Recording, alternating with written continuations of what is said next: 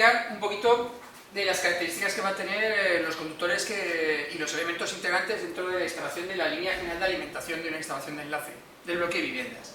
Bueno, la línea general de alimentación, lo primero que tenemos que recordar es que es aquel circuito que va a ir de la caja general de protección, los fusibles de protección de la instalación de enlace, hasta la centralización de contadores que tenemos aquí, donde van a estar esos equipos de medida de contagio de energía. Aquí hemos puesto el IGM, interruptor general de maniobra. Recordaremos más adelante, un poquito más adelante en una parte del vídeo, que no todas las instalaciones van a tener LGA, no todas van a tener LGA, pero las habituales de un bloque de viviendas sí que lo van a tener LGA, porque va a estar la caja general de protección, va a estar normalmente en la fachada del edificio, ya sea en superficie o empotrada, y la centralización de contadores, si está totalmente concentrada en un local, en un armario, va a estar en el interior del edificio, por lo cual necesitamos un circuito que vaya desde esa caja general de protección hasta esa centralización. No suele ser distancias muy grandes, suele intentar que el recorrido, ya nos marca el reglamento electrotécnico de baja tensión, que el recorrido sea lo menor posible. Pero dentro de esas características vamos a ver cuáles tienen eso, sobre todo en el circuito. Lo primero, nos reconoce que habitualmente es trifásica. Puede haber alguna LGA que sea monofásica, particularmente, puntualmente en alguna circunstancia, pero habitualmente es trifásica, de 400 voltios con 3 fases más neutro. No hay tierra, porque la tierra, si es la centralización de contadores, aparecerá ahí, en ese punto de la centralización de contadores. Hay otras instalaciones que ya la tierra aparece junto con la caja, con lo cual podría ir. Vamos a utilizar conductores unipolares, no manguera.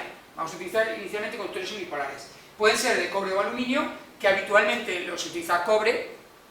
Se utiliza cobre para no tener una sección muy elevada.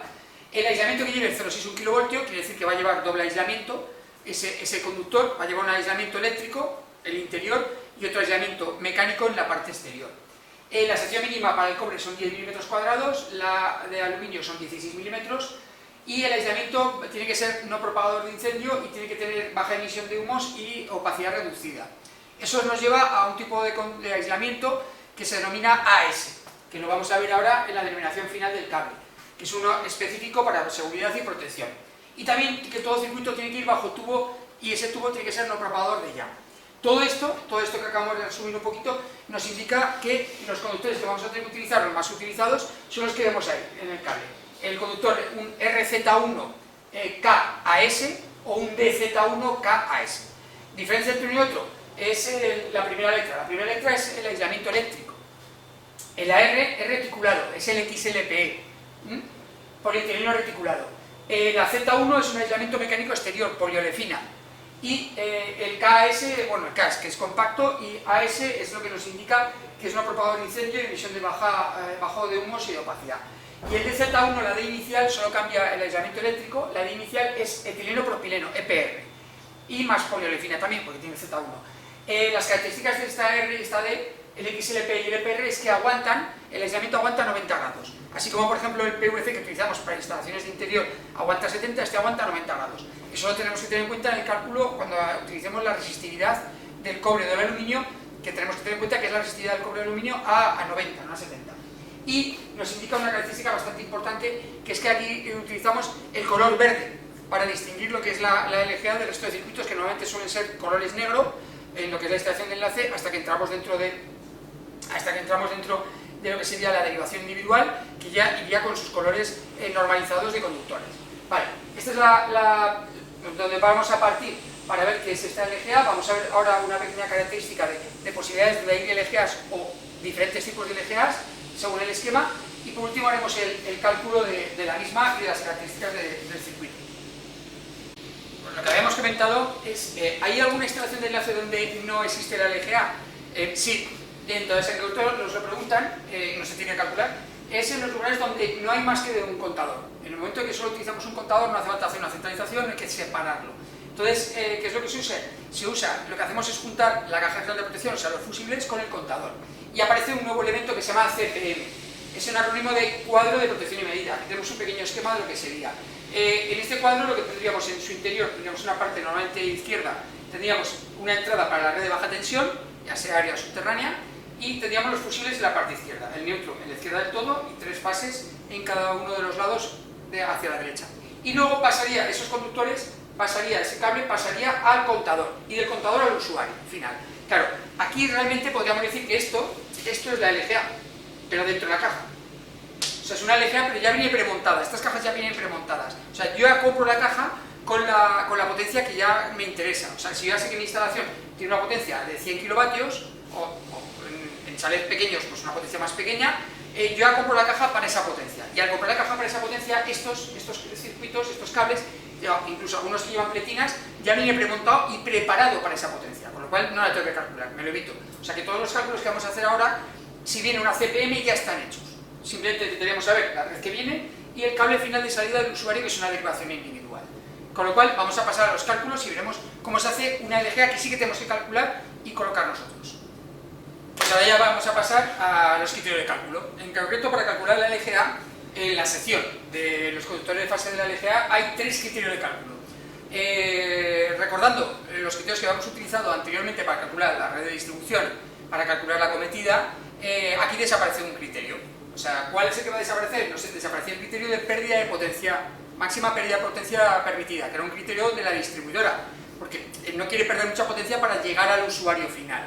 Aquí en la LGA, aparte que la longitud es bastante más pequeña, bastante más reducida, aquí ya le da igual a la distribuidora. ¿Por qué? Le da igual porque ya es una potencia, una intensidad que pasa por contadores y ya la pagamos los usuarios, con lo cual ese tercer criterio, que antes era el tercero, desaparece y se mantienen los otros 3. La intensidad máxima admisible, el criterio térmico, que nos tiene que aguantar el aislamiento, la intensidad que va a pasar, el calor que va a generar esa intensidad que pasa. El segundo, la caída de tensión máxima permitida. Lógicamente no podemos perder más de una potencia determinada por el camino. Recordamos que habíamos explicado que en el Ministerio de Industria ha puesto un máximo, permitía un máximo del 7% de caída de tensión entre el transformador y empezar la instalación de enlace, o sea, la red más acometida, que eso lo que hacíamos es en la red de distribución colocar más o menos las compañías un 4 o un 5% y la cometida entre un 0,5 y un 1, para tener un margen de sobre el 7. Aquí no, aquí va a haber otras caídas de tensión que vamos a ver ahora especificadas. Y por último, también lógicamente la intensidad de cortocircuito, que ya habíamos calculado anteriormente, también ese cable tiene que aguantar, ese aislamiento tiene que aguantar esa intensidad de cortocircuito. Viendo una por una, en la intensidad máxima admisible, bueno, aquí vamos a simplificar bastante, va a haber unas tablas especiales para la LGA. No es que sean especiales, sino que lo que hacemos es la tabla más genérica que nos servía para cualquier circuito eléctrico, en la instalación interior sacamos las que nos interesan. ¿Por qué? Porque la LGA va a tener un tipo de instalación, un tipo de conductor muy concreto. Va a ser o XLP o EPR, con lo cual es un conductor XLP, trifásico, y el tipo de montaje va a ser muy particular. Va a ir bajo tubo siempre, y va a ir bajo tubo en fachada, empotrado, ¿de acuerdo?, en canalización de obra, o puede ir enterrado. Entonces, como hay unas características muy especiales, las tablas se reducen bastante. Con lo cual tenemos unas tablas especiales, unas para el cobre y otras para el aluminio, que simplifican bastante el trabajo. Por esto, esas tablas diferencian entre que vaya por superficie, o sea, bueno, cuando decimos superficie puede ir empotrado, pero en pared, o que vaya enterrado. ¿De dónde salen estas tablas? Sale en superficie de la ICTBT 19, la general de instalaciones de interior, para 3 conductores con XLP de aislamiento. Y el enterrado sale de la ICTBT 07, la de subterráneo que hemos utilizado ya, con un factor de corrección de bajo tubo de 0,8. De ahí salen estas tablas. No hace falta recordar esto, simplemente utilizamos las tablas que ya tenemos para el LGA. Bien, ¿qué es lo que tenemos que hacer para calcular? Pues sacaremos la intensidad que va a circular por el LGA. Recordamos que puede haber 2 LGAs, con lo cual la intensidad se divide por ellas, con la fórmula de la potencia activa, e iremos a la tabla. Es muy sencillo, directamente. Aquí no hay que utilizar el factor de corrección porque ya las tablas que hemos preparado para el LGA ya llevan el factor de corrección, con lo cual no hay que hacer nada, simplemente calcular la intensidad y ir a la tabla. Bien, el segundo, caída de tensión permitida. Vale, aquí ha cambiado la cosa, porque hasta ahora habíamos visto la caída de tensión que teníamos permitida en la red de distribución y en la cometida. Aquí, cuando entramos ya en las instalaciones que van hacia la vivienda, tenemos un máximo, el reglamento nos marca un máximo de caída de tensión. En concreto, el reglamento entre la instrucción técnica complementaria 14 y 15 nos indica que la tensión, máxima caída de tensión permitida, atentos a esto, juntando dos cosas, la LGA y la derivación individual, o sea, el cable que va del CGP a contadores y de contadores hasta la vivienda, o sea, los dos circuitos sumado me tiene que dar una máxima de 1,5. O sea, LGA más derivaciones, ¿vale? Y eso nos va a repercutir en que como hay diferentes tipos de instalaciones con LGA, sin LGA, con centralizaciones concentradas o descentradas, de acuerdo, hay una pequeña tabla donde nos indica cuál es la caída de tensión que vamos a utilizar en cada caso. Para ello vamos a ver una pequeña tabla de resumen que estaba en la teoría, donde están resumidos todos los casos posibles. Pues aquí tenemos la tabla donde nos indican todas las posibilidades que tienen esta caída de tensión. Primero, de las posibilidades que hay de las instalaciones. Hay hay una que es la que hemos comentado, que no hay LGA. Si no hay LGA es porque hemos utilizado una CPM, que es decir, es una caja donde ponemos los fusibles junto con el contador, con lo cual la LGA está en el interior, no tengo que calcular. Eso es lo que llama una instalación para un solo usuario, y el reglamento nos permite utilizarlo, por ejemplo, para 2 chalets. Entonces, la misma caja puede alimentar, con el mismo fusible, puede alimentar 2 contadores a 2 chalets. Eso es el máximo. Ya 3 chalets no, esa misma caja alimentaría uno y otro. Con lo cual, tenemos la opción de para un único usuario o para 2 usuarios individuales. Con lo cual, ya decimos que la LGA no existe. Como no existe y el 1,5% permitido es LGA más derivación, todo ese 1,5 irá a la derivación individual. Bien, siguiente caso. Vale, vamos a utilizar un bloque de viviendas donde tenemos un montón de contadores, pero puede haber una posibilidad que es los contadores totalmente concentrados o centralizados. ¿Qué quiere decir eso? Que para todos los usuarios del bloque de viviendas va a haber un local donde está toda la centralización de contadores, están todos puestos ahí, en una sola posición, con lo cual yo tengo una LGA que irá de la Caja General de Protección hasta ese punto del local, solo una de ellas, y solo hay ese circuito.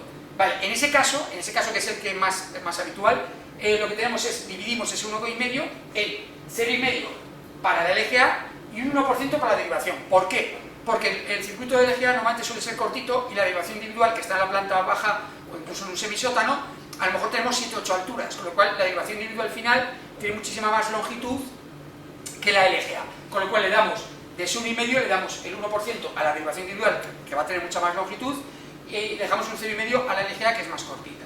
Claro, también puede pasar una cosa diferente, que es que cuando tenemos muchos contadores o tenemos mucha altura, lo que se hace es colocar centralización de contadores por alturas. O sea, cada 6 plantas colocamos una centralización de contadores. Con lo cual, ¿qué sucede ahí? El problema que tenemos es que la LGA no solo va a la primera centralización, que estaría en planta baja, sino que también hay otra LGA que sube o que continúa hasta la planta 6, otra hasta la planta 12, etc. Con lo cual, la última LGA tiene bastante longitud. Con lo cual, en ese caso, lo que se hace es invertir los valores. Cuando hay contadores centralizados en más de un lugar, lo que se hace es dar un 1% a la LGA y un 0,5 a la derivación individual. ¿Por qué? Porque la derivación individual, como es cada 6 plantas, no tiene una longitud muy elevada, no tiene una distancia muy elevada, con lo cual le damos la vuelta. Y el conjunto, como ya vemos, 1,5. Aquí también resumimos que las viviendas en nuestro reglamento permitimos un 3% en ellas, y en instalaciones de fábrica, que serían ya industriales, en otro tipo de industriales diferenciamos entre alumbrado y otros usos, fuerza normalmente, que alumbrado sí que permitimos un 3% y en otros usos un 5% inicialmente. Eso es aparte de lo que hemos hecho en las instalaciones del LAFE, LGA de derivación individual. ¿Qué es lo que vamos a hacer nosotros? En el ejemplo vamos a utilizar el más habitual, que es colocar todos los contadores en el mismo sitio, y la LGA nosotros tenemos un 0,5% de caída de tensión permitida. Y con esto pasamos al siguiente punto, que sería la intensidad de cortocircuito. Y por último nos falta el tercer criterio, que es la intensidad de cortocircuito. Lógicamente todos los conductores tienen que aguantar esa intensidad de cortocircuito, el aislamiento, para no quemarse. Para ello vamos a utilizar aquí, en este caso en el LGA, se utiliza una fórmula matemática de la Instrucción Técnica Complementaria 14. ¿Esa fórmula aparece de la nada? No, es una fórmula que ya utilizábamos en la tabla que utilizamos de cálculo de intensidad de cortocircuito para redes de distribución. Pero como es una caso tan particular de distribución, ya se daba la tabla hecha ya. Aquí lo tenemos que calcular uno por uno. Y la fórmula que vamos a utilizar, conociendo la intensidad de cortocircuito que ya teníamos hecha de la red de distribución, o, cuidado, la que habíamos podido calcular en la cometida, que ya sabemos que como había una red se había reducido esa intensidad de cortocircuito, partiendo de ese dato, la fórmula a utilizar para calcular la sección sería la sección igual a la intensidad de cortocircuito por la raíz cuadrada del tiempo de respuesta del fusible, en este caso el tiempo de respuesta del fusible es el que tenemos en la CGP, ¿de acuerdo? Partido por una constante. Esta constante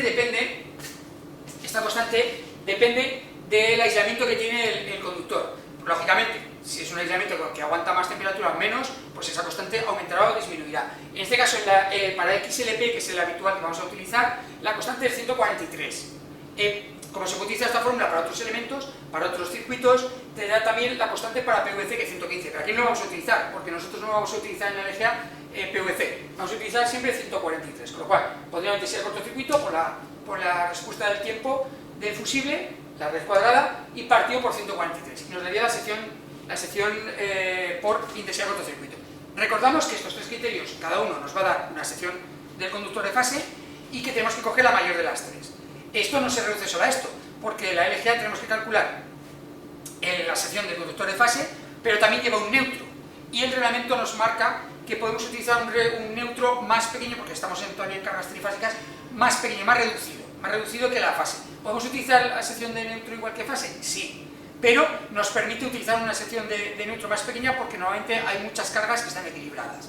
Bien, pues hay una tabla dentro de esa instrucción complementaria que nos dice que para una sección concreta de fase, qué sección de neutro coger. O sea, no hay que hacer mucha cosa, ir a la tabla y coger el valor.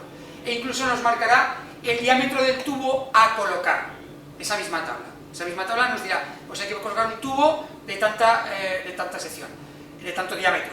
¿Por qué? Pues porque ya nos marca que tenemos que meter un tubo preparado para aumentar el circuito, la potencia del circuito del 50%. Con lo cual ya te marca, digo, bueno, puedo poner el tubo ajustado, tengo que poner que sobre para determinar ese dato. Vale, lo que ahora vamos a hacer es directamente ya hacer un pequeño ejemplo, sencillo, con todos los contadores en una misma posición, para sacar estos valores y ver exactamente cómo se calcula. Bien, vamos a calcular estos datos, ya vemos que son bastante sencillos. Nos dice que el edificio va a tener una centralización de contadores totalmente concentrada en un punto, y eso ya nos determina la caída de tensión, para el segundo criterio. Nos determina que la caída de tensión será del 0,5% en la LGA. Te dice que la LGA va a ir en una instalación enterrada bajo tubo, que es lo que nos faltaría aquí indicar, pero bueno, siempre es bajo tubo, pero bueno, en este caso que nos dice que es enterrada. Que la longitud va a ser de 37 metros, la potencia 110 kilovatios, coseno de phi de 0,85, la intensidad de cortocircuito 3000 amperios con un tiempo de respuesta de 1 segundo, y por supuesto ya sabemos que el conductor va a ser, bueno, no os ha indicado, pero vamos a utilizar conductores de cobre aislados con XLP, que aguanta 90 grados. Vale, vamos al primer criterio. El primer criterio es intensidad máxima admisible. Es muy sencillo de hacer. Simplemente lo que tenemos que sacar es qué intensidad va a pedir la instalación. Ponemos la fórmula de la potencia activa, que la intensidad será la potencia total, que nos han dicho 110.000 vatios, partido por raíz de 3, por 400 voltios porque es trifásica y por un coseno de 0,85. Y eso me dará la intensidad máxima que va a circular, que podría circular por mi LGA. La calculo, divido por raíz de 3, por 400 y por 0,85, nos da que van a ir 186,789 amperios. Bien, ahora viene el tema. Simplemente con estos datos, que no tenemos que sacar nada más, iremos a la tabla, a las tablas que nos da la Instrucción Técnica Complementaria 14, que nos da ya directamente para instalaciones a cobre o aluminio. E iremos a esa tabla directamente. Ya veremos que es bastante sencilla y lo primero que vamos a ver es cómo son esas tablas. Aquí tenemos las tablas, resumidas, la forma puede variar un poquito. A ver, lo que me interesa, primero, hay dos tablas, una de cobre y otra de aluminio. Nosotros nos han dicho que utilicemos cobre, perfecto. Tenemos el cobre y nos lo da aquí, en esta parte superior, nos está dando la sección posible de cobre, más habitual. No pasamos de más de 240 milímetros porque ya sería un tamaño excesivo. Y nos marca a la izquierda el tipo de instalación. Ya hemos dicho que tiene que ir bajo tubo siempre. Y había dos posibilidades. Lo que sería en superficie, vamos a llamarle superficie, que sería tubos empotrados en la pared de obra, tubos en montaje superficial, pero también la pared, metías en un canal protector de obra y conductos enterrados en obra de fábrica. ¿Vale? Todo esto es lo mismo, nos da igual que lo pongamos de una forma u otra porque ya se ha tenido en cuenta los factores de corrección, con lo cual todas esas cuatro instalaciones de superficie tienen solo unos valores. Y la única diferencia que tiene es si es tubos enterrados. Si son tubos enterrados, ahí se saca de otra tabla, con lo cual realmente esta tabla solo tiene dos posibilidades, o están enterrados o no. En este caso nos dicen que están enterrados. Si fueran no enterrados, cogeríamos la parte superior. Como son enterrados, yo tengo que buscar un valor que sea mayor a 186 amperios aproximadamente. Entonces voy a tubo enterrado y vemos que aquí hay uno de 184, pero aquí hay uno de 224. Este es el que aguantaría, 224. Con lo cual, nosotros simplemente ya tomamos la decisión de coger una sección, en este caso de 70, para 224. Con lo cual, por tabla, apuntaríamos ya una sección de 70 milímetros cuadrados y pondríamos la intensidad máxima que aguanta 224 amperios, por recordarlo. Esta tabla luego a lo mejor la vamos a tener que utilizar más veces, hay que recordarla, ¿eh? A lo mejor tenemos que ir subiendo la sección por otras circunstancias que vamos a ir viendo poco a poco. Vale, que si hubiera sido aluminio, lo mismo, la tabla de aluminio es esta que vemos, lógicamente el aluminio conduce peor la intensidad, ¿de acuerdo? Con lo cual tiene otros valores, que es lo que aguantaría para cada sección y demás, pero bueno, no nos vamos, por ejemplo, ya si vemos para 240, este permite 440 amperios y este 344. Bueno, ya lo vemos. Inicialmente que la de aluminio es más barato, pero conduce peor la corriente eléctrica. Y con esto habríamos terminado el primer criterio, que es muy sencillo, no tiene factor de corrección, ya están aplicados en la fórmula. Vamos a ir a pasar al segundo criterio. El segundo criterio es el de que haya tensión máxima permitida. Bien, ya por reglamento, y al decirnos que es un edificio que tiene una centralización de controles totalmente concentrada, ya sabemos que ese valor máximo va a ser 0,5%. Claro, el 0,5% de 400 voltios sería 0,5% por 400 voltios partido por el 100%, por lo que nos daría 2 voltios. Con lo cual esa es la máxima caída de tensión que podemos permitir en ese circuito de 37 metros. Y he puesto la fórmula de la resistencia, de cómo hallar la resistencia para esa caída de tensión que utilizamos ya para la redistribución, para la acometida. La pongo primero para especificar una cosa.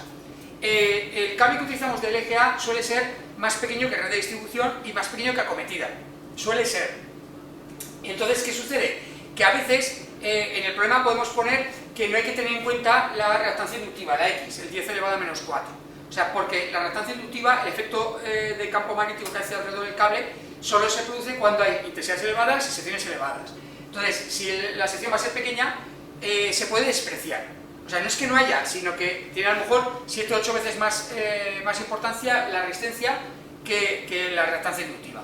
No pasaría nada, o sea, quiero decir que si nosotros la aplicamos, no, se puede hacer. Igualmente que lo hemos utilizado para la redistribución, se puede utilizar. Pero si a veces yo en un problema pongo que no hay que tener en cuenta la reactancia inductiva, lo que queremos es esta última parte de la fórmula quitarla. Simplemente. Yo no la voy a quitar ahora, pero podría darse el caso de que dijera, no, oye, no tenerla en cuenta. Vale. Nosotros vamos a poner todos los datos como estaban. Entonces, inicialmente, ¿qué es lo que tenemos? La caída de tensión, 2 voltios, red de 3, la longitud 37 metros, la intensidad que la habíamos calculado es 186,789 amperios, el coseno de phi era 0,85, la X es 10 elevado a menos 4, el coseno 0,85, y ahora tengo que calcular el seno, la parte superior. Ya sabemos que lo que tenemos que hacer es la inversa del coseno de 0,85, sí, coseno 0,85, que nos da un ángulo de 31,788, aplicamos el seno y nos da 0,526. Vale. Y ahora ponemos los valores.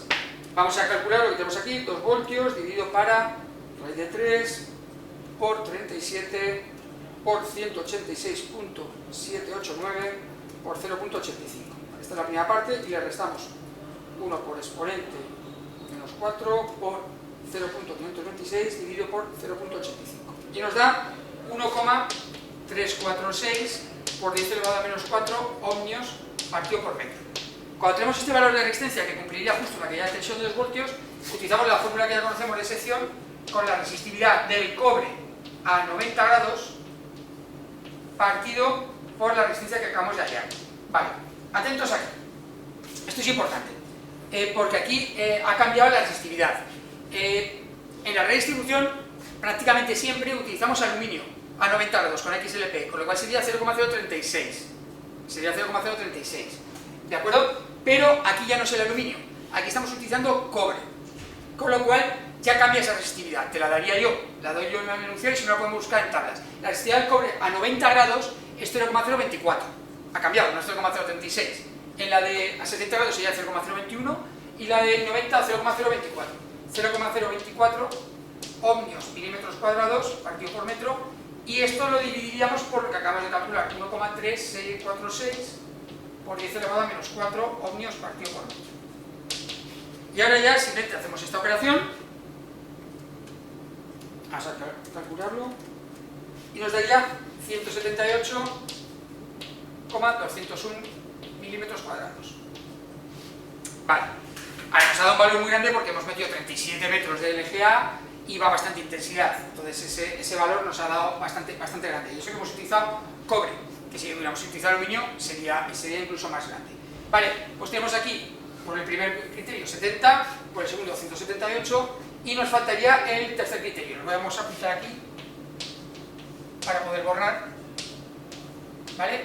El de 178, bueno, me falta por explicar. Si tenemos este que es una sección que no es comercial, tendríamos que utilizar 240 milímetros cuadrados, que es la comercial superior a la que tenemos aquí. 240 milímetros cuadrados. También podemos utilizar 185, pero no es tan habitual dentro de las distribuciones. Pero bueno, vamos a poner 240 porque estamos haciendo el problema de cálculo. Vale, ahora, ¿qué nos faltaría? El tercer criterio. El tercer criterio es el de intensidad de cortocircuito. Vamos a aplicarlo. Tercero, intensidad de cortocircuito. Ya sabemos que es una fórmula directamente. Nos dice que la sección será la intensidad de cortocircuito por la raíz cuadrada del tiempo de respuesta partido por una constante que depende del aislamiento. Nos dicen que son 3000 amperios, el tiempo de respuesta es un segundo, la raíz de un segundo, partido por 143, que es la constante que tendríamos que tener en cuenta porque el aislamiento es XLPE. Bueno, pues aplicamos la fórmula y nos da 20,97 milímetros, lo que nos llevaría a una sección de 25 milímetros por el tercer criterio. Bueno, viendo estas secciones, está claro que tenemos que utilizar una sección de 240 milímetros para el conductor de fase. Ya lo tendríamos, por criterios ya lo tendríamos hecho. Pero ahora nos falta calcular cosas, porque no se acaba aquí el problema. Porque yo, cuando me hablan de la LGA, igual que cuando me hablan de derivación individual, tengo que hablar de la sección de fase, de la sección de neutro y del diámetro del tubo protector. Eso ya hemos dicho que hay una tabla dentro de la instrucción técnica complementaria 14, hay una tabla que te marca que para una determinada sección de fase, cogemos la sección de neutro y cogemos el diámetro del tubo protector. Vamos a verla directamente y lo aplicamos. O sea que yo necesito saber esos tres datos para poner la denominación completa de la solución. Bueno, aquí tengo la tabla donde nos indica la relación entre el conductor de fase, el neutro y el diámetro del tubo a colocar. En este caso nos ha salido uno de 240 milímetros cuadrados, con lo cual el neutro que puedo colocar es de 120 de la mitad, ¿vale? Y cuando ya tenemos ese neutro también nos dice el diámetro exterior de los tubos a colocar, que tendría que ser de 200 milímetros, el diámetro, no la sección.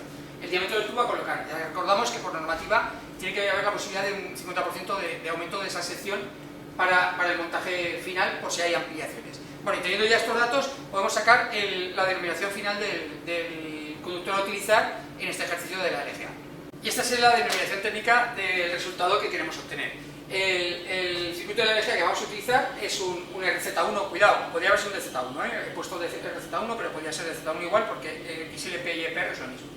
Inicialmente, solo cambia sus características físicas pues de resistencia al doblado, de características para humedades, etc. KS, 3 por 240 de cobre, más 1 por 120 de cobre, 3 de fase, más el neutro, bajo tubo de 200 milímetros de diámetro. Y este será el resultado final que teníamos que utilizar en este caso en esta LGA.